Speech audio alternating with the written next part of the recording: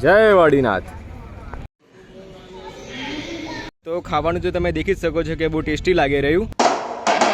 મારા એક સાહેબ હતા જે કહેતા કે ફરવા જો ત્યારે place doesn't matters, company matters. એનો મતલબ એ કે સ્થળ ભલે ગમે તે હોય, પણ જો કોઈ સારા દોસ્તનો સંગાત મળી જાય ને તો સફર સુહાનો બની જાય છે। પણ તમે આના પહેલાંના બ્લોગમાં દેખ્યું કે ટૂરમાં મારી ઉંમરનું તો કોઈ નહોતું, તો શું થયું? I enjoy my own company. જે માણસ પોતાની ઝૂનમાં મગન રહેતા શીખી જાય છે ને તેના માટે ગમે તેવું કંટાળાજનક સફર મજેદાર બની જાય છે। હેલો એવરીવન, હું છું ગુજરાતનો સ્પાઈડરમેન અને હું નીકળી પડ્યો છું આખું ગુજરાત એક્સપ્લોર કરવા, એ પણ એકલો, જેમાં લોકેશન વાઇઝ અલગ અલગ બ્લોગ હું મારી યુટ્યુબ ચેનલમાં નાખીશ અને હાલ તમે એમાંથી એક બ્લોગ દેખી રહ્યા છો। આઈઠોર ગણપતિ દાદાના દર્શન કરીને અમે નીકળી પડ્યા તરફ વાડીનાથ ભગવાનના દર્શન કરવા માટે।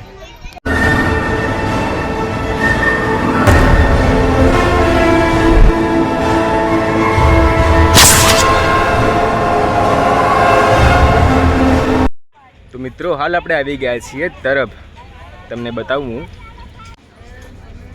જય વાડીનાથ। વાત કરું આ મંદિરના ઇતિહાસની તો એક પ્રાચીન ગામ હતું તરફ।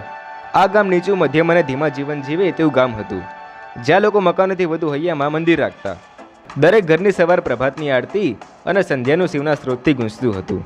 પરંતુ ગામમાં એક જ વિચાર રહેતો, એક એવું ભવ્ય મંદિર હોવું જોઈએ જ્યાં ભગવાન મહાદેવને શાશ્વત રીતે પૂજવામાં આવે અને જે સમગ્ર ગામ અને બહારથી આવતા શ્રદ્ધાળુઓ શાંતિ અને આધ્યાત્મિકતા અનુભવી શકે। સમય થતો ગયો પરંતુ લોકોના મનમાં આ મંદિરનું સ્વપ્ન ક્યારે મટ્યું નહીં। વર્ષો સુધી આ સ્વપ્ન માત્ર કાગળ પરની રેખાઓ અને લોકચર્ચામાં જીવિત રહ્યું। પણ 2011માં ગામના વડીલો અને યજ્ઞકારો એકઠા થયા। તે સમયે ગામના મહંત મહારાજે એક અગત્યનો નિર્ણય લીધો, અમે આ મંદિર બનાવીશું અને મહાદેવને આ પાવન ધરા પર આમંત્રિત કરીશું। અને એમ 2012માં મંદિરના પાયાના પ્રથમ પથ્થર મૂકવામાં આવ્યા। ગામના લોકોની આશા અને શ્રદ્ધાનો પ્રકાશ ફૂંકાઈ ગયો। સૌને લાગ્યું કે મહાદેવના આશીર્વાદ સાથે આ મંદિર એક અનોખું ધર્મસ્થળ બનશે। મહાદેવ જેઓ ત્રિલોકના સ્વામી અને ભગવાન હરેશશંકર તરીકે ઓળખાતા, એ જ આ મંદિરના પ્રાણ હતા। મંદિરના બાંધકામ માટે સમગ્ર રાજ્યમાંથી કારીગરો, શિલ્પકારો અને ધર્મના જ્ઞાનીઓ આવવા માંડ્યા। અહીંના મુખ્ય દેવતા ભગવાન મહાદેવના વિશાળ લિંગમને સ્થાપવાની તૈયારી કરવામાં આવી। તેમનો આભાસ દરેકના મનમાં હતું, તેઓ ધર્મના રક્ષક, અવિનાશી અને શાંતિપ્રિય છે। મહાદેવની ભૂમિકા માત્ર દેવોના ભગવાન તરીકે જ નહીં પરંતુ વૈરાગ્યના પ્રતીક તરીકે પણ છે।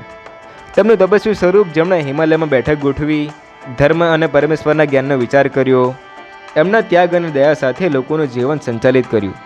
આ મંદિરમાં સૌથી વિશાળ અને સુંદર કૂતરણી હતી। મુખ્ય દ્વારની કૂતરણીમાં મહાદેવની વિવિધ મૂર્તિઓ અને શિવ પાર્વતીના પ્રસંગો દર્શાવવામાં આવ્યા હતા અને આ મંદિરનું શિરમૂરક કામ હતું। નંદીની પ્રતિમા જે આ મંદિરના દ્વાર પર બેસી મહાદેવના આશીર્વાદનું સંકેત આપતી। બાંધકામના 5 વર્ષ પછી 2016માં આ મહાદેવના મંદિરનું પવિત્ર કામ સમાપ્ત થયું। તે સમયે ગામમાં ભવ્ય મહોત્સવ થયો અને સમગ્ર રાજ્યમાંથી શ્રદ્ધાળુઓ અને સંતો પધાર્યા। મંદિરના પ્રવેશના દિવસે મહાદેવના ભક્તોએ આકાશને કંપાવી દે એવી હર હર મહાદેવની ગુંજન કરી। હવે આ મંદિર માત્ર એક ગામ માટે નહીં પરંતુ સમગ્ર ગુજરાત માટે શ્રદ્ધાનું પ્રતીક છે, જ્યાં રોજ હજારો શ્રદ્ધાળુઓ ભગવાન મહાદેવની આરતી માટે આવે છે, જ્યાં તેઓ શિવલિંગ પર જળ અભિષેક કરીને પોતાની મનની શાંતિ મેળવે છે।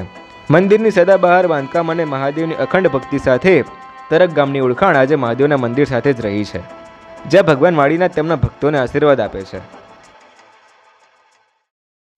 તો મિત્રો, આ હતો વાડીનાથ ભગવાનના મંદિરનો વ્લોગ।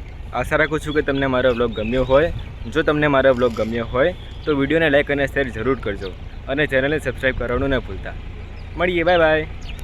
વાડીનાથ ભગવાનના દર્શન કરીને અમે નીકળી પડ્યા સપ્તેશ્વર તરફ।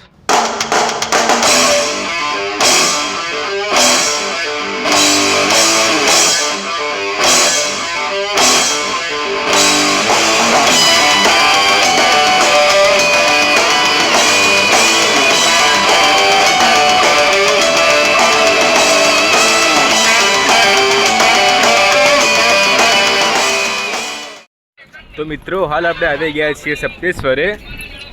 વાત કરું સપ્તેશ્વર મહાદેવના ઇતિહાસની તો ઘણા વર્ષો પહેલાં 7 ઋષિઓએ તપ કરીને નદી કાંઠે આ મંદિર બનાવ્યું હતું। ભીડ એટલી બધી હતી કે મને તો દર્શન કરવાની ઈચ્છા જ ન થઈ। નદીના પાણીની હાલત તમે દેખી શકો છો, મારે આના વિશે કંઈ નહીં કહેવું।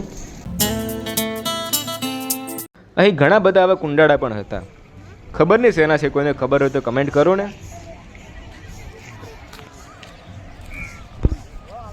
જમવાનો સમય થઈ ગયો હતો અને અમે નક્કી કર્યું કે જમવાનું સપ્તેશ્વરમાં જ રાખીએ. તો મિત્રો 12:30 આસપાસ વાગી ચૂક્યા છે અને જમવાનો ટાઈમ થઈ ગયો છે. અને જમવામાં દેખી શકો છો કે બિપિન ભાઈએ મસ્ત વ્યવસ્થા કરી છે. અહીંયા આપણી પાસે છે શીરો, મસ્ત કાજુ બદામ વાળો. એના બાદ શું છે બિપિન? પૂરી છે. પૂરી થોડી નાખી દો ને. પૂરી આવી ગઈ છે આપણી મસ્ત. સાઈડમાં કરી દઈએ આપણે. અને તેના બાદ છે આપણે ગોટા. પાછી ગોટા નાખી દો ને થોડા.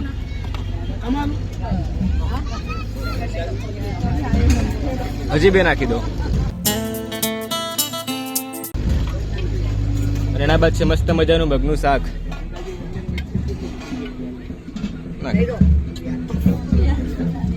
છેલ્લા ભાત છે, કવર કરી લો. ઉભારો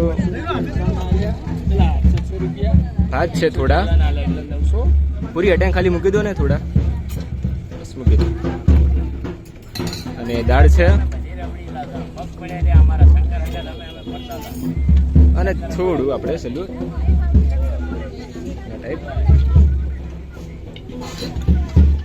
તો જોઈ શકો છો તમે આપણી ડીશ સરસ મજાની તૈયાર થઈ ગઈ છે અને બધું જ તાજું જ બનાવે છે આપણી સામે. તો ખાવાનું જો તમે દેખી જ શકો છો કે બહુ ટેસ્ટી લાગી રહ્યું. ચલો આપણે કાકાને પૂછીએ. કાકા કેવું લાગ્યું જમવાનું? મસ્ત લાગ્યું ભાઈ. બીજું મિત્રો વગરની જિંદગી અધૂરી અને આપણી છાશ વગર તો બપોરનું ખાવાનું અધૂરું. માસી નાખો એક ગ્લાસ. નાખો જલ્દી, વિડીયો ચાલુ છે. મિત્રો ભરપેટ જમી લીધું છે અને અહીં યાર બ્લોગ એન્ડ કરીએ છીએ સપ્તેશ્વરનો. હવે અમે જઈએ છીએ મહુડી. તો બાય બાય. કરણ અને આ ભાઈ રાજપૂત હર્ષપાલ. રાજપૂત હર્ષપાલ. હા કંઈક થઈ જાય.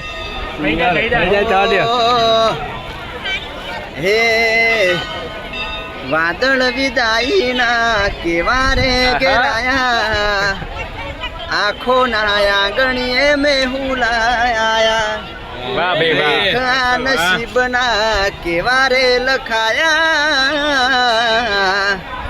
હાથમાં હાથ હતા પડમો છોડાયા.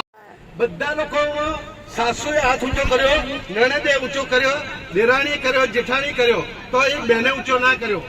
એટલે તમને એવું લાગે સાહેબનો સ્વભાવ કેવો સરસ છે, પણ એકવાર શું છે, મારા છોકરાને ટૂંકમાં સાયન્સમાં મળતો હતો બિપિનભાઈ, અને મેં એને છે ને એને 35% માર્ક અને મેં માર્યો. અને સાયન્સ તારા 35% માર્ક અને સાયન્સમાં અને એવા બન્યું છું. મારી સોસાયટીમાં એક સામાન્ય વ્યવસ્થા, હું એન્જિનિયર અને મારો જ મેં એન્જિનિયરનો છોકરો સાયન્સમાં 35% માર્ક, એટલે આપણને દુઃખ તો થાય ને. એક સામાન્ય ધંધો કરવાનો, જે હોય રિક્ષા હોય કે શાકભાજી, એની છોકરીને 99% માર્ક. એટલે મને એવું દુઃખ થયું કે મેં છોકરા મારા જે અનભાઈ હું શું કહું, જો પેલી છોકરી સામે જો બેટા